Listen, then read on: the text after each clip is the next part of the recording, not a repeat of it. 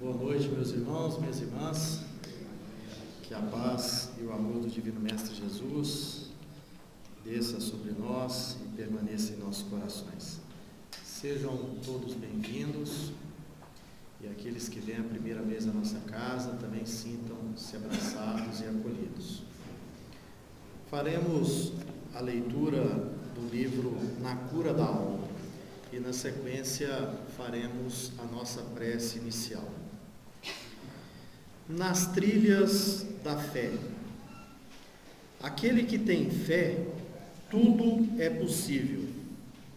Não descreias, assim, das tuas possibilidades de vencer, quando os desafios da vida se te apresentam aos olhos.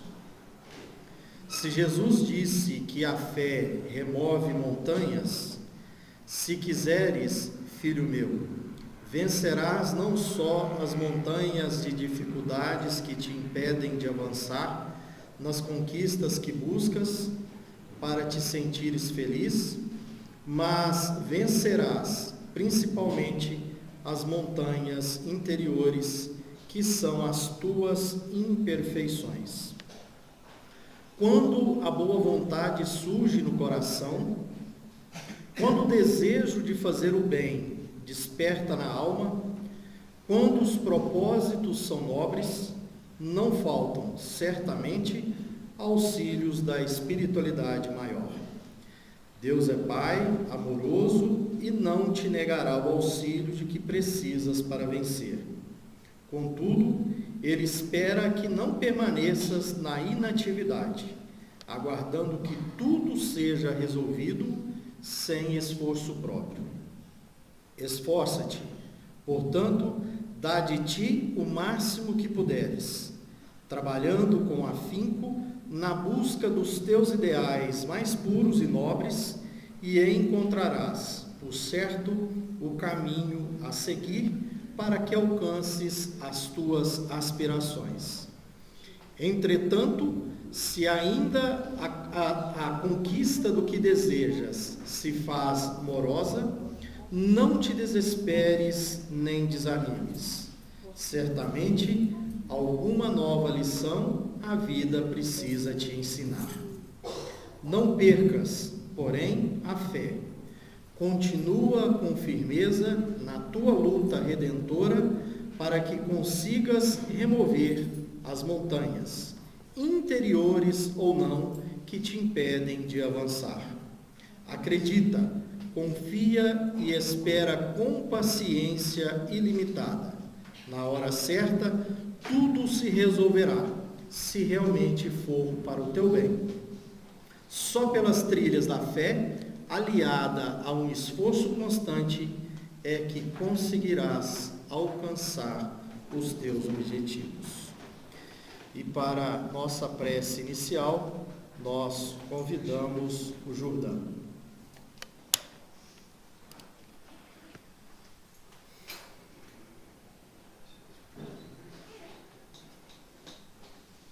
Boa noite, minhas irmãs, meus irmãos. Ante toda a preparação que já foi feita com o coral e com essa preleção que o nosso irmão Denner fez, só nos resta liberar os nossos sentimentos junto aos nossos pensamentos e buscar ao nosso Mestre amado Jesus. Divino irmão, venha ao nosso encontro. Nós sabemos que o Pai está sempre conosco, está em nós. Mas nós que ainda somos tão vulneráveis, tão frágeis, e não conseguimos estender as nossas mãos em busca dele. Por isso, divino irmão, abençoa a nossa reunião, a todos nós aqui presentes, e envolva os nossos guias espirituais, para que eles possam nos auxiliar a manter sempre a sintonia com os teus ensinamentos e venerar aquele que nos doou a bênção da vida. Obrigado, Pai de amor infinito, e obrigado por nos ter doado o divino modelo, o nosso Mestre Jesus, e que assim seja.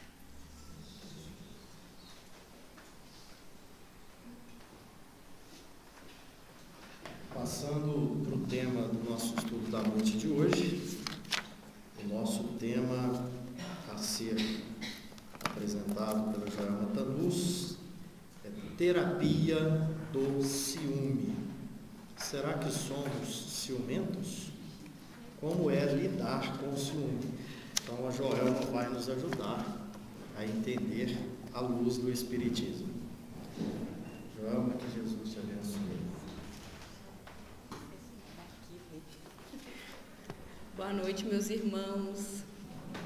Então, que a paz de Jesus continue em nossos corações, para que possamos, juntos aqui reunidos, ou quem vai nos acompanhar em casa, refletir sobre o ciúme.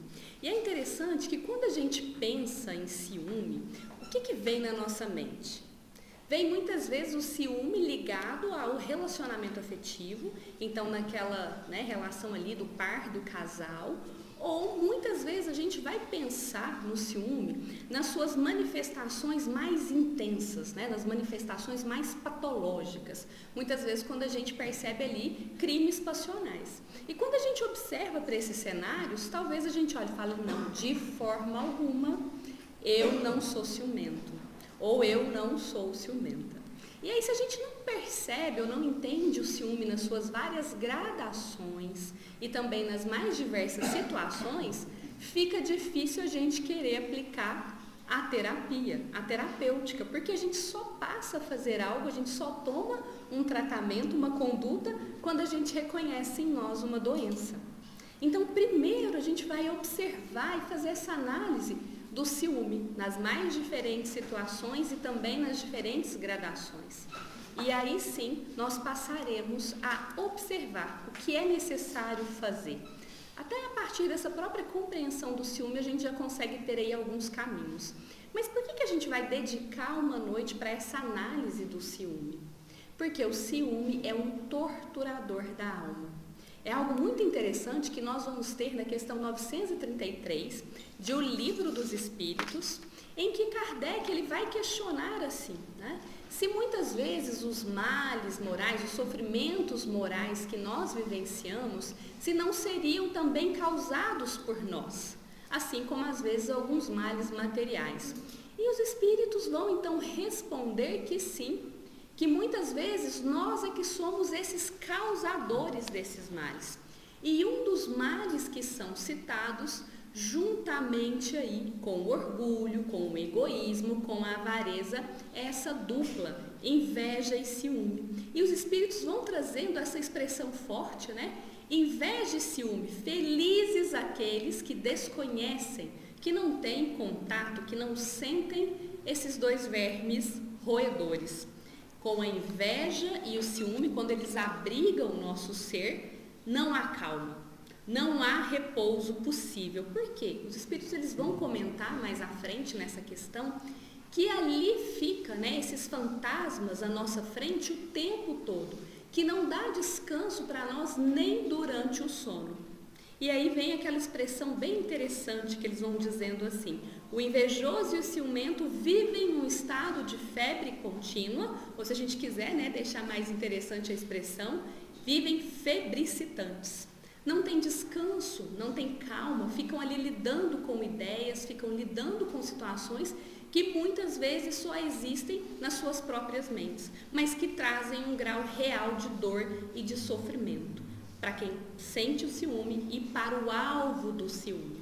E é esse ponto. Então os espíritos eles vão comentando ainda nessa questão que muitas vezes a partir dessas situações, desses vícios que nós abrigamos, e aqui falando mais especificamente da dobradinha, inveja e ciúme, o que é que nós vamos fazendo? Nós criamos para nós tormentos voluntários. Nós criamos então esses sacrifícios. E aí eles questionam e falam mais um pouco. Se vivenciar o tempo todo nessa situação de inveja e de ciúme, não seria fazer da terra um próprio inferno. Às vezes aquele nosso inferno particular. É por isso que nós vamos analisar então esses torturadores da alma, mas aqui o nosso foco é sobre o ciúme. E aí a gente vai buscar então agora esse entendimento, essa expressão do ciúme. Porque às vezes a gente olha e fala assim, nossa, mas ciúme parece uma coisa até boa, né? Será que ciúme não seria uma forma de manifestar o amor? Às vezes a gente fica com essa impressão, né? E aí vamos ao significado da palavra. Se nós vamos ali pelo grego, a gente vai identificar como origem da palavra zelos.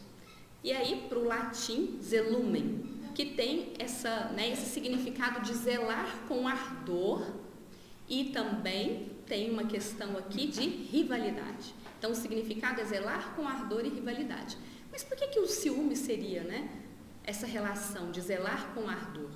O ardor aqui muitas vezes está no que ele vai causar em nós, na mente ali ardendo com aquelas suspeitas, com aquelas preocupações. E a rivalidade, porque o ciúme tem uma conotação de exclusividade. Muitas vezes ser ciumento é desejar do outro exclusividade, de afeto, de atenção, de reconhecimento. Mas aqui ficou até bonito, né? Que a gente fala zelumen, né? Zelar com ardor. Parece que o ciúme não é uma coisa nem tão ruim, né? Vamos então para o alemão. A palavra correspondente a ciúme no alemão é Eifersucht, que significa doença ou vício que arde. Aí o alemão já é mais claro, né? Sem essa sutileza às vezes, mas ele vai ao ponto, porque muitas vezes é isso que o ciumento vai experimentar. Essa ardência no peito que não traz calma, que não traz sossego, que traz ali uma inquietação. E uma outra forma de compreendermos o ciúme é justamente uma inquietação mental que vem pelo desejo dessa exclusividade e muitas vezes também pelo medo, pela insegurança, o receio de ser abandonado, o receio de ser deixado. Então o ciúme ele vem ali acompanhado de possessividade, vem acompanhado de insegurança, ele vem acompanhado também de baixa autoestima, de baixa autoconfiança. Tudo vem ali nesse pacote. E aqui a gente já começa a olhar e a gente pode perceber então que essa inquietação mental, essa busca, esse desejo de ter atenção exclusiva do outro ou a posse do outro, não se refere apenas a um contexto amoroso. Muitas vezes nós teremos ciúme nas amizades. Sabe aquela coisa ali, né, de terem ali duas amigas muito unidas ou dois amigos e de repente um deles começa a namorar? E aí começa ali a namorar e como é que fica, né, o outro amigo ou a outra amiga? Começa a reclamar, começa a fazer cobranças, mas você não me dá mais atenção como antes, mas você não está conversando mais comigo, e vai então passando por esse processo de cobrança, de não respeito ao limite, de não respeito ao desejo do outro. E aí a gente vai percebendo então essa distorção, porque é isso que é o ciúme.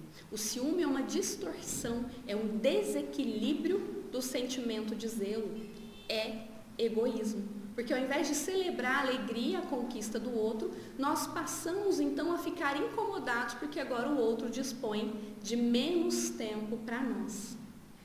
Olha que interessante. E aí a gente pode olhar também para as várias formas que o ciúme pode se apresentar. Porque ele pode ser, inclusive, oculto. A gente sente o incômodo, a gente sente o desconforto, mas a gente não manifesta, a gente não expressa o ciúme. Então a gente está ali e tem alguém, né, que no nosso meio ali, seja de trabalho, das amizades, nós gostamos muito. E às vezes o que vai acontecer? Nós vamos experimentar incômodo, ciúme, esse arder, né, essa ardência ali no peito. Por quê? Porque o objeto do nosso ciúme, aquela pessoa, vai fazer um elogio à outra. E ali a gente, sem perceber muitas vezes que é ciúme, a gente, né, já remexe assim na cadeira e fica incomodado, experimenta um desconforto que muitas vezes a gente nem sabe que desconforto é esse, né, que estamos aqui experimentando. Mas o desconforto muitas vezes é justamente o ciúme, que exigia e exige do outro essa exclusividade, a posse da atenção completa do outro.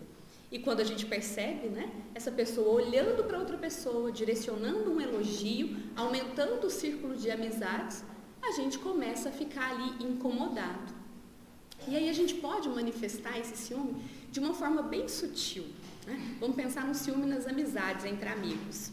A gente vai de maneira muito discreta assim, fulano te contou tal coisa? Sabe, a gente falando como se, né, não quisesse saber nada? Porque às vezes aí a gente está tentando medir o quão exclusivo nós somos na vida do outro.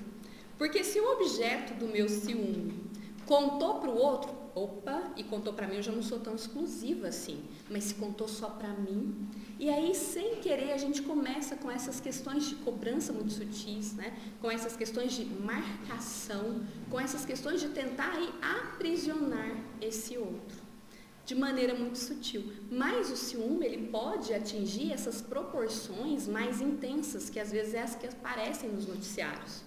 Chegar ali a uma raiva descontrolada, aquele pânico, aquele medo de estar ou de perder o outro, imaginando muitas coisas, e chegarmos a os chamados crimes passionais, que infelizmente, recentemente aqui em Uberlândia, nós, né, tivemos tristes notícias, né, sobre um crime passional, que uma criança de 8 anos assistiu a tudo isso.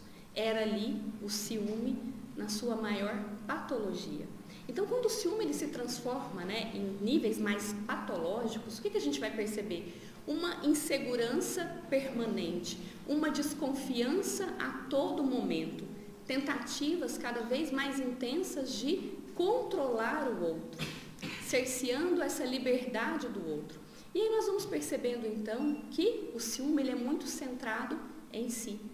A pessoa ciumenta, ela olha para si e muitas vezes ela até se vê vítima do outro. Já perceberam isso? A pessoa é ciumenta e de repente ela vai falar que o parceiro, que o amigo é que provoca ciúmes nela. Por quê? Não, é o outro que está me provocando. E aí, desse perseguidor cruel que tenta tirar a liberdade do outro de forma às vezes até disfarçada, sutil, até de forma mais intensa, ele tenta se passar por vítima. Mas na verdade, ele é um escravo. Escravo das suas fantasias, escravo dos seus medos, das suas criações imaginárias. Sofre ele e sofre aí essa outra pessoa. E aí a gente vai começando a perceber então a gravidade do ciúme.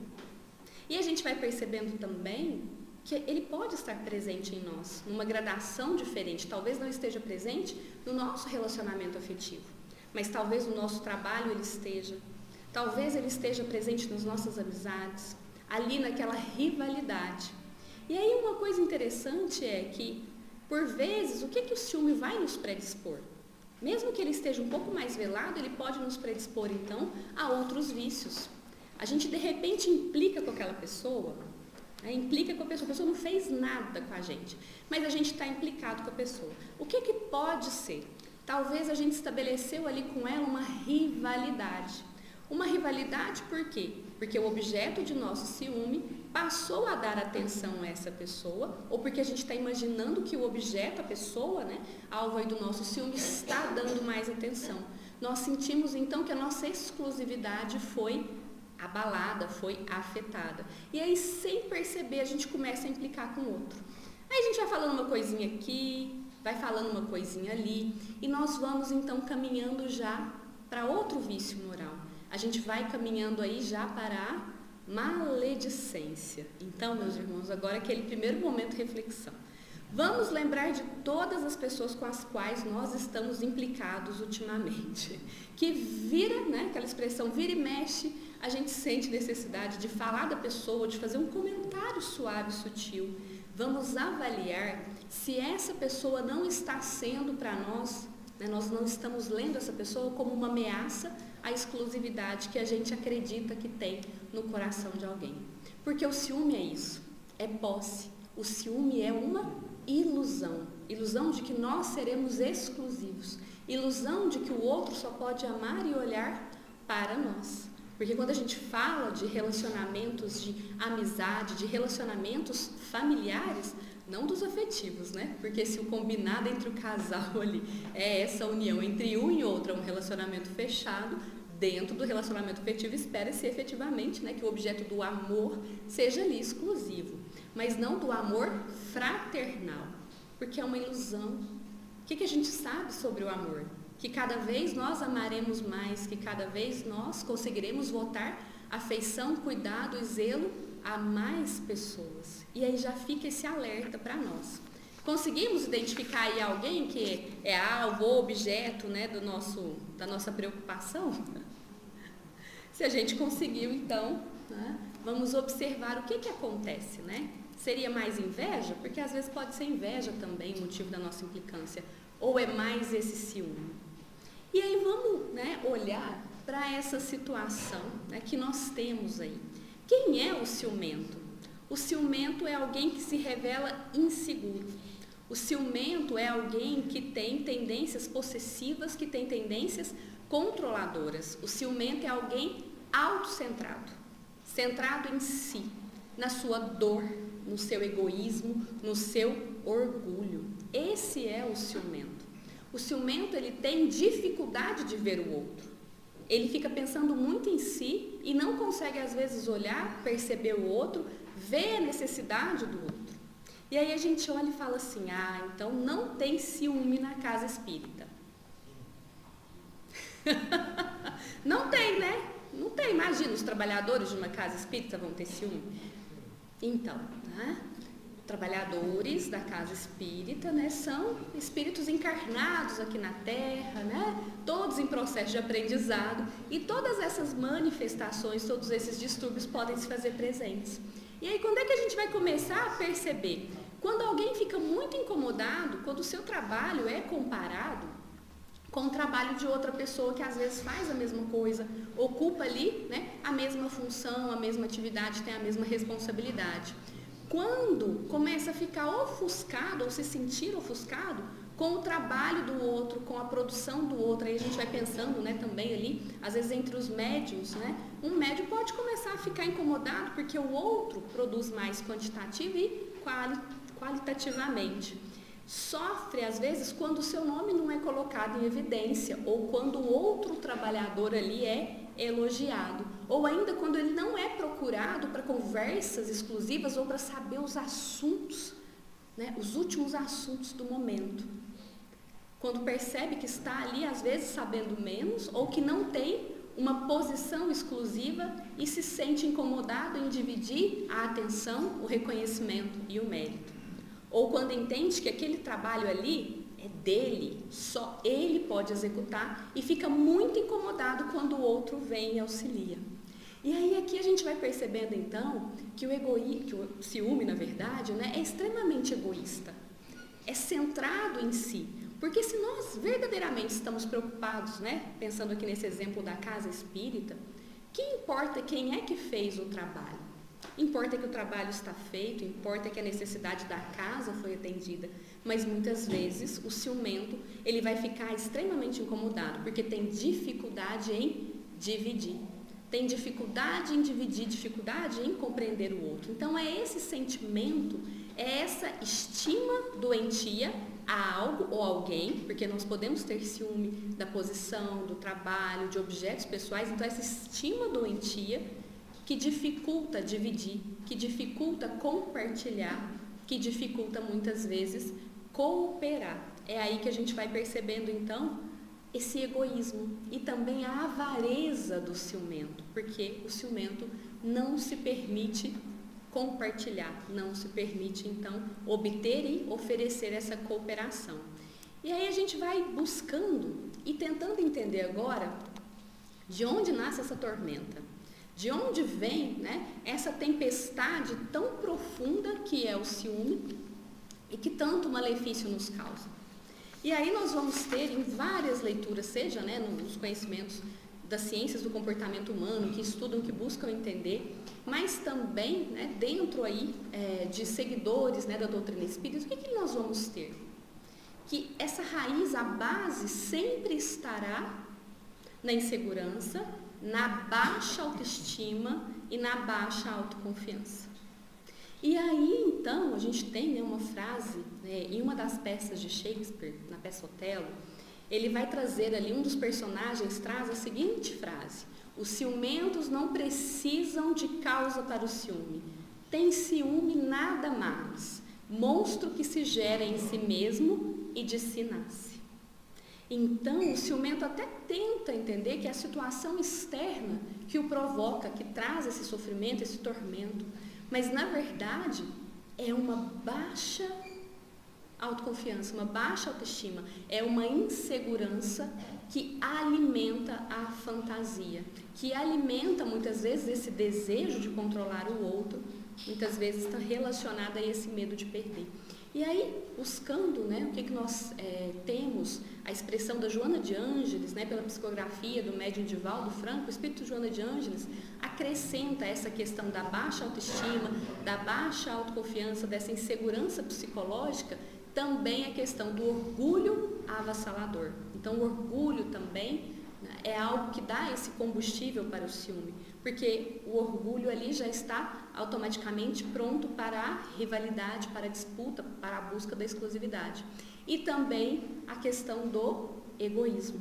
O egoísmo que deseja tudo para si e só consegue perceber e ver a si. E aí nós vamos então entendendo essas raízes mais profundas do ciúme. Não está fora, está dentro, a causa é totalmente interna. Mas se a gente dá um tempinho, e a gente começa a observar, o que a gente vai perceber? Na verdade, a gente vai observar no ser ciumento, quando somos nós aí, esse ser que tem esse ciúme, o medo. Então, o que sustenta a insegurança é o medo. O medo de ser abandonado, o medo de ser deixado, o medo de não ser importante para o outro, o medo de não ser mais útil. No fim das contas, a gente vai observar o quê? Que o ciumento tem o medo da solidão. E aí aqui o ciumento cria para si uma armadilha. Porque o que o ciumento mais teme? O abandono, a rejeição, a solidão. Mas o que ele faz então para tentar evitar entrar em contato com esse medo? O que ele começa a fazer? Não precisa levantar a mão quem já descobriu a senha e acessou o telefone do marido, da esposa, do namorado, da namorada, do companheiro, da companheira. Tá? O que vai acontecer? Ele vai começar a criar essas técnicas de monitoramento, técnicas de controle excessivo, mesmo quando o outro não dá motivo, mesmo quando o outro não dá razão. Ele começa com cobranças, mas nós saímos lá no centro, você conversou mais com as pessoas do que comigo, você quase não ficou comigo. Ah, mas você foi tomar café com o pessoal, você não me chamou, você não toma café comigo, não faz isso, não faz aquilo, não me chamou para o jantar, não me chamou para o caldo. Começam então as cobranças. Meus irmãos, e quem é que gosta de ser cobrado? Ninguém, em seu pleno estado de saúde mental, gosta de ser cobrado. E aí, o que acontece, com o objeto ali que é alvo do ciúme? Começa a se afastar. Ou começa a criar ali mentiras, Começa a mentir para não ter que enfrentar a fúria do outro. Começa a ocultar, começa a perder o encantamento, começa a perder a admiração, começa a perder a veneração que tinha pelo outro.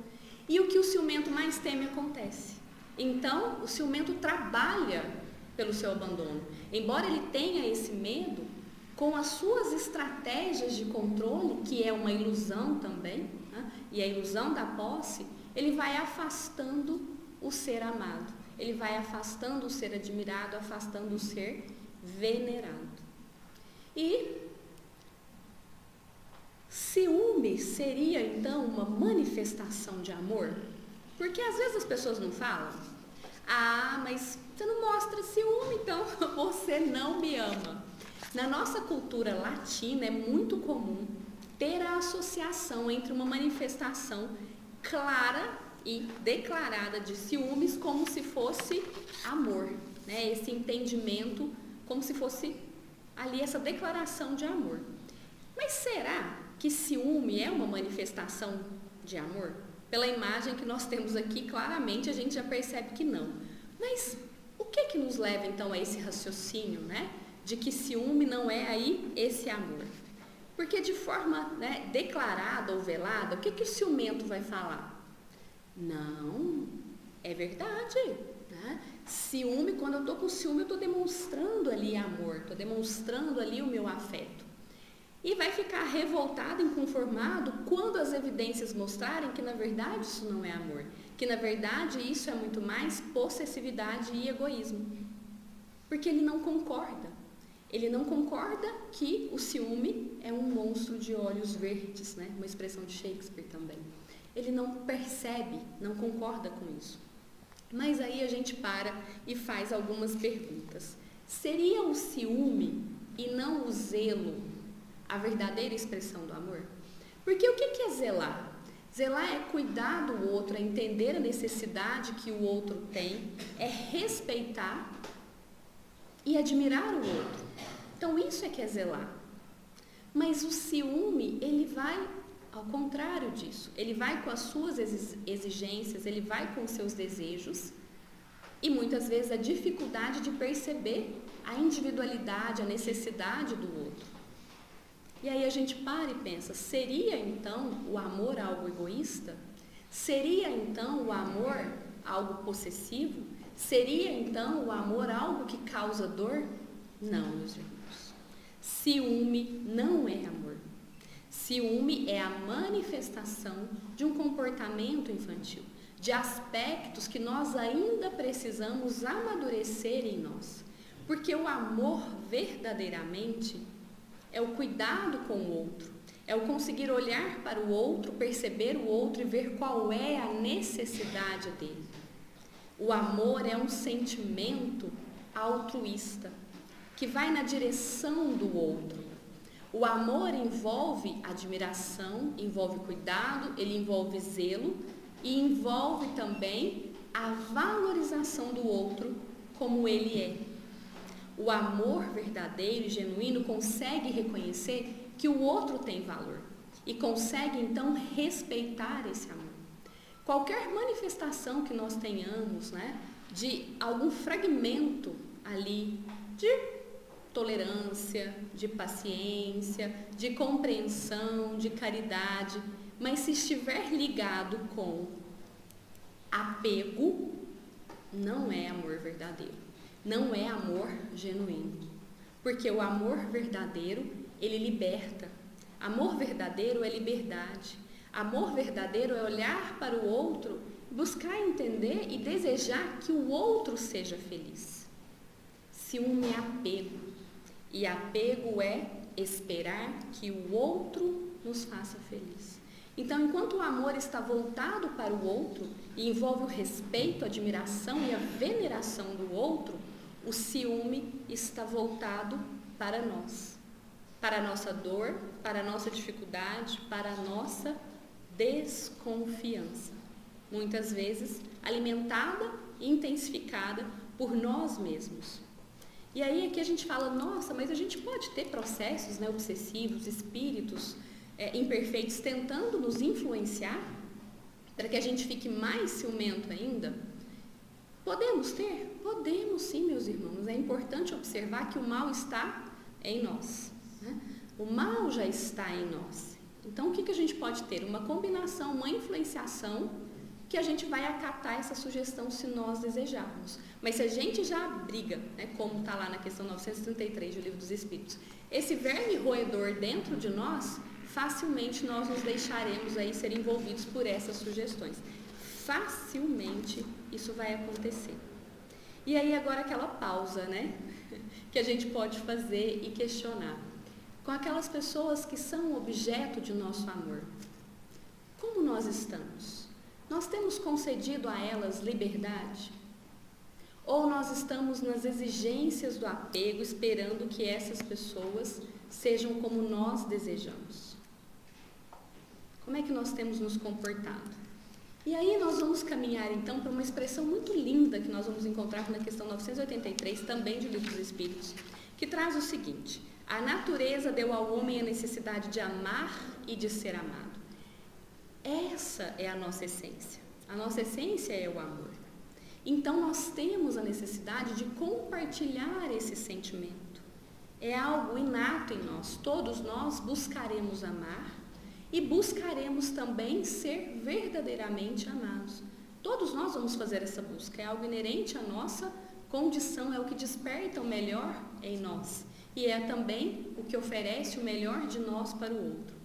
E aí, um dos maiores gozos, ou uma das maiores felicidades que nós podemos ter aqui na Terra é o de encontrar corações que se simpatizem com o nosso.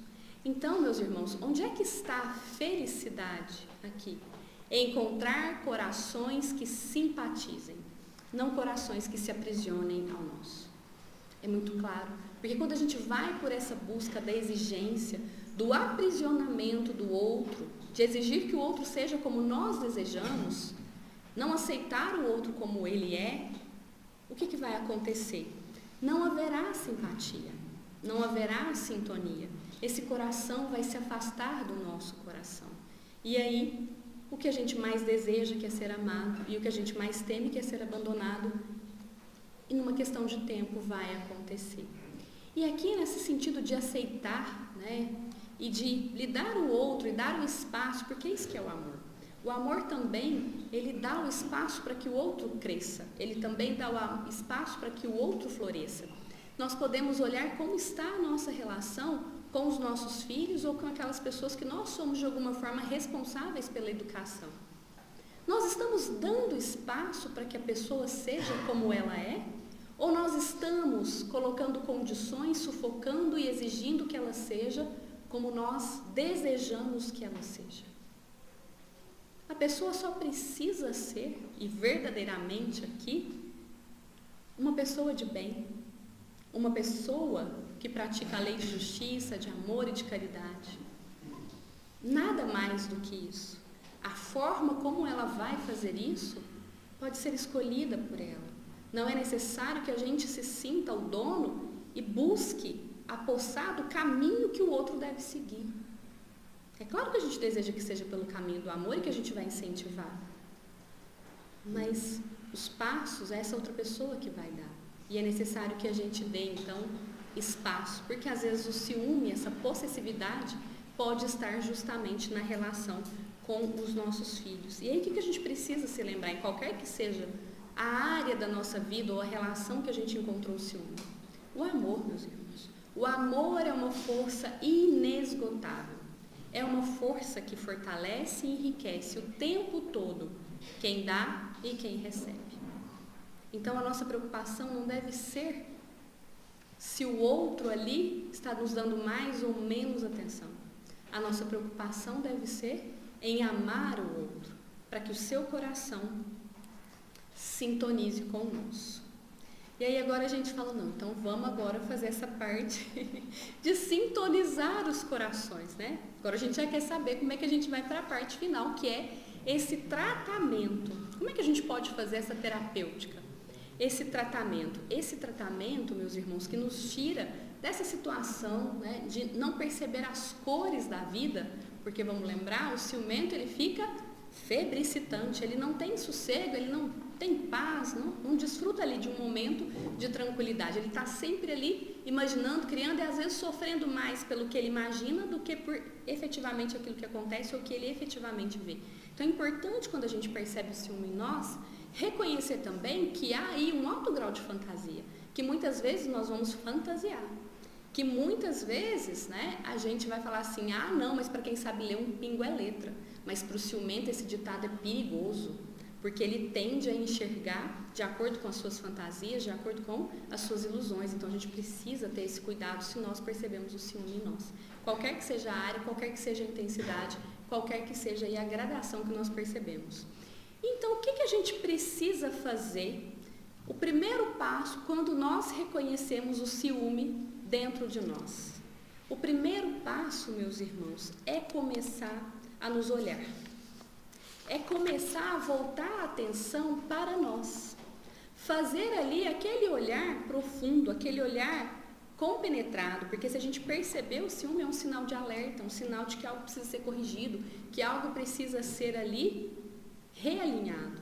Então é esse olhar para nós, mas um olhar em que a gente se posiciona ali na frente do espelho e busca entender o que é que está se passando dentro de nós, o que é que está acontecendo, por que dessa insegurança, por que desse medo, o que é que nós pensamos sobre nós que nos deixa tão inseguros.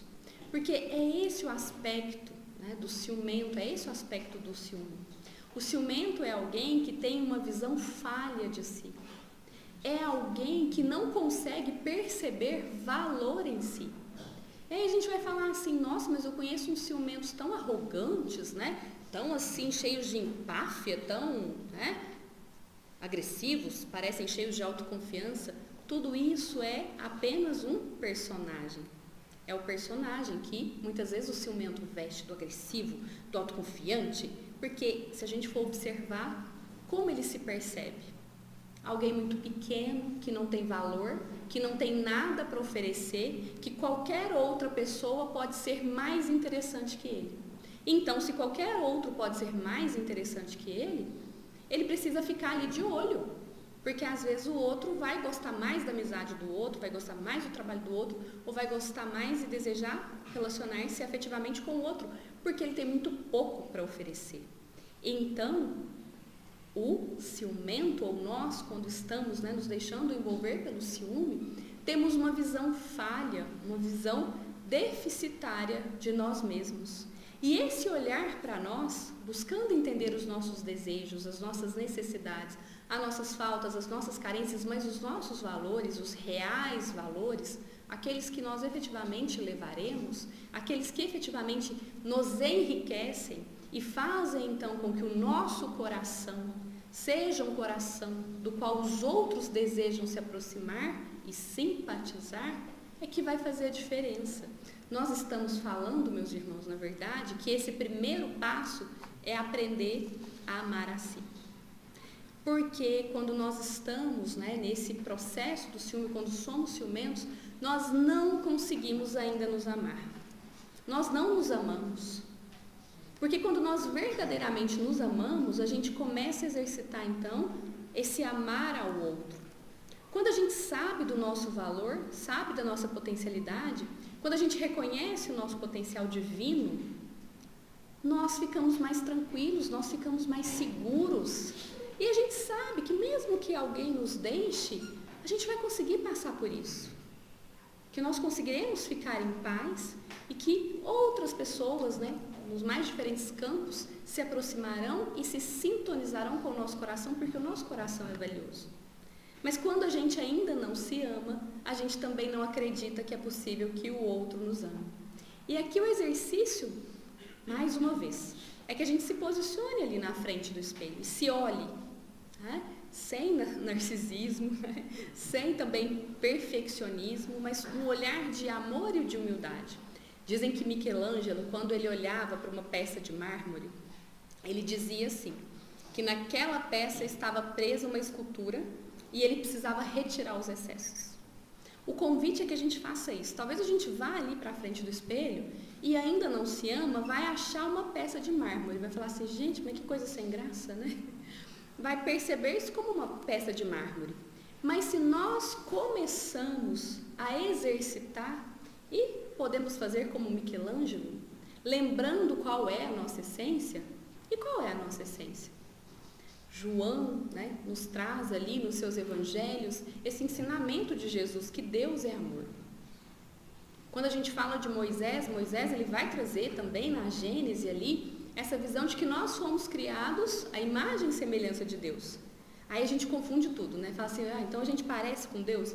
Não tem nada a ver com o aspecto físico, nada disso, né? Até porque nós sabemos que Deus não é humano, então não dá para atribuir essas características humanas. Mas quando nós somos criados à imagem e semelhança, é porque há em nós essa essência divina, há em nós esse amor divino. Cabe a nós fazer o que então, meus irmãos? Esculpir. Cabe a nós nos esculpir. Retirar ali os excessos. Retirar completamente o egoísmo, retirar ali o orgulho.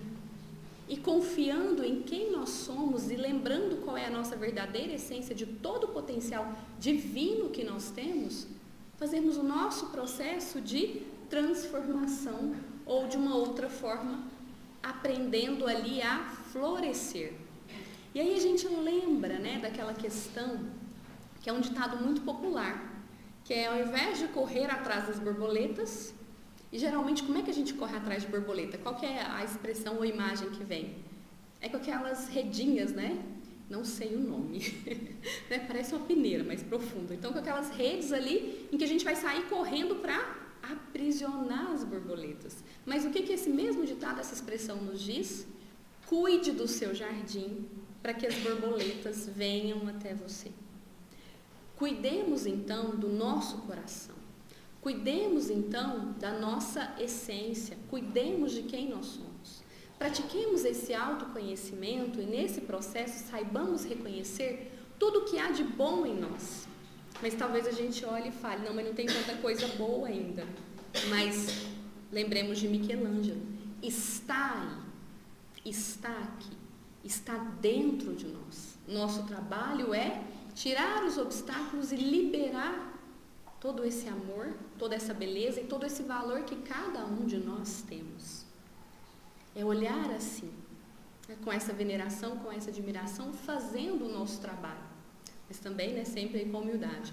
Então, o primeiro passo é esse, meus irmãos, para que a gente, né, se liberte, pratique essa terapia, né, do ciúme, que a gente se liberte do ciúme.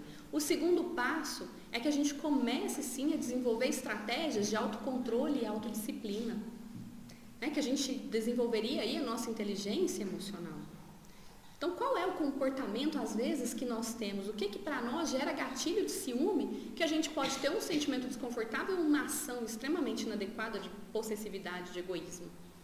E aí desenvolver estratégias para a gente lidar com isso, até que esse trabalho de florescer, de reconhecer quem nós somos, esteja pronto.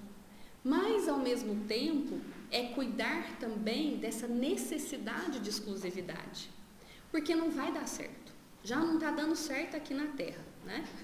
Não vai caber, então, em nenhum dos outros mundos. Porque os outros mundos, eles pedem a partilha, eles pedem a cooperação, eles pedem a igualdade. Então, se a gente fica muito desejoso de ser exclusivo, a gente está com os dias contados até para estar aqui na Terra. Porque daqui a um tempo a Terra se torna um mundo de regeneração. O mundo de regeneração é aquele em que prevalece o bem, em que não há mais orgulho, vaidade, egoísmo, e a gente está vendo que o ciúme é derivado do egoísmo. Então nós, né, seremos convidados a habitar outros mundos, mundos de expiação e provas, para que a gente não atrapalhe as pessoas que estiverem aqui com os nossos, né, vícios, com o nosso ciúme. Então é necessário que a gente faça esse trabalho. Cada vez mais que a gente se desenvolve, cada vez mais que a gente avança na escala evolutiva, nós caminhamos no sentido da partilha, do amor em abundância. E amor, né, quem é mãe aí, quem é pai, né, de mais de um, de dois, de três, enfim. O que acontece com o amor? Ele só aumenta, ele só multiplica. Então é isso, cada vez mais amaremos, cada vez teremos mais pessoas no nosso círculo de convivência que serão nossos afetos. E se a gente busca a exclusividade do afeto de alguém, nós estamos na contramão e isso jamais será satisfeito. E a gente pode olhar para isso e fazer então, tomar esse caminho diferente. E uma forma para que a gente tome esse caminho, que pode nos ajudar bastante, é justamente a prática do bem. Porque a prática do bem faz com que a gente saia de nós mesmos. E o ciúme não tem aí também essa forte raiz no egoísmo? Se a gente começa a olhar para o outro, para a necessidade do outro, se a gente treina essa capacidade da empatia e a gente vai ao encontro das pessoas que têm necessidade, começa ali a fazer o bem, e aí, claro, tem muitas questões materiais e há muita necessidade material no nosso planeta, sim. Mas o que mais vai ajudar o outro, o que mais vai nos ajudar é a doação de quem nós somos. É o nosso tempo, é o nosso carinho, é o nosso afeto, é o nosso sorriso. É isso que mais vai mobilizar em nós a força do amor e então, aos poucos, ir ali retirando esse egoísmo, essa possessividade, esse desejo de exclusividade. Por quê? O que nós vamos, né, e podemos esperar? O legítimo convite do amor é esse, sair de si, sair de nós. Então, meus irmãos, que a gente possa refletir sobre como é que nós temos amado os outros. Temos amado os outros a partir das nossas exigências, a partir da possessividade, a partir do controle? Não é amor, é posse. Não é amor. é ciúme. Não é amor, é distorção do sentimento de zelo, é desequilíbrio, é inferioridade, é imperfeição, é vício, mas que pode ser combatido por nós.